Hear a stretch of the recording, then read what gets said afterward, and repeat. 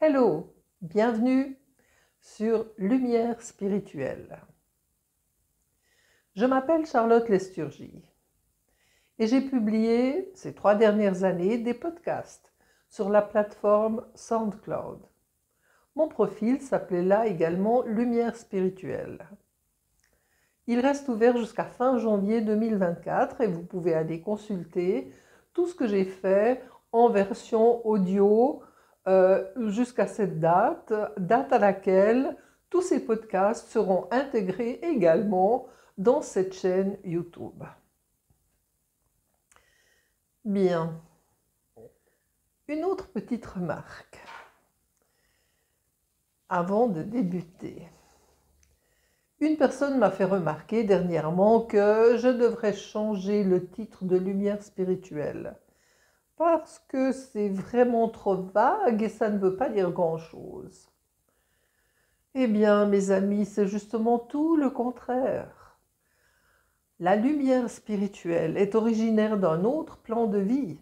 À l'époque où l'on mentionne souvent les univers parallèles, il me semble que c'est une chose qui devrait pouvoir s'appréhender. En tenant compte toutefois du fait, très important, que sa vibration est beaucoup plus élevée que celle de notre lumière naturelle. Raison pour laquelle elle échappe aux paramètres de notre physique et donc invisible à nos yeux. Pour les raisons de cette profonde et dangereuse incompatibilité de nature vibratoire et électrique, elle doit être ralentie et maintenue afin de rester présente pour une certaine durée dans notre sphère de vie. C'est une problématique très importante si l'on s'intéresse à la spiritualité. Et dans le cours de mes vidéos, je pense que je vais vous expliquer vraiment en clair ce que cela signifie. On peut également dire de la lumière spirituelle que nous l'attirons. On peut également dire de la lumière spirituelle que nous l'attirons en la désirant ardemment et sincèrement, car elle est sensible aux activités de notre cœur. Mais pour la garder en soi, c'est le résultat d'une longue patience. Et cela fait référence à ce que l'on appelle la quête spirituelle, ou l'aide venue d'en haut. Il n'y a pas de véritable quête spirituelle sans une longue préparation de nos véhicules psychiques et physiques. La phase qui est décrite comme celle de la transmutation. Le chercheur sincère qui réalise cela peut espérer qu'un jour il ait à sa disposition un corps et une conscience qui puissent supporter de manière permanente la lumière spirituelle. Car lors des premiers contacts, c'est plutôt une sorte d'inconfort, de brûlure psychique qu'elle nous inflige. Je ne sais pas pour ma part, mais est-ce que cela pourrait se passer autrement? Par contre, ayant moi-même parcouru ce chemin, je sais qu'il faut le vouloir fermement, absolument. J'ai aussi remarqué qu'il y a nombre de réactions personnelles à ce premier contact, mais fondamentalement 2 principales. S'ouvrir et supporter les aléas de ce chemin, de ce contact. Ou bien se fermer, car on pense que La spiritualité, si elle est pratiquée dans des méditations, si dans des prières, chaque jour, on devrait pouvoir y accéder par un canal sans transition à une meilleure vie et à du bonheur. Eh bien, c'est un peu plus compliqué que ça. Car voyez-vous, les défis que la vie nous propose sont extrêmement divers. Et on ne peut pas faire n'importe quoi dans la quête spirituelle. Et c'est là que la longue période de la transmutation va redonner tout son bénéfice. Car nous aurons changé d'hygiène de vie. Nous aurons fait évoluer notre manière de penser et de voir.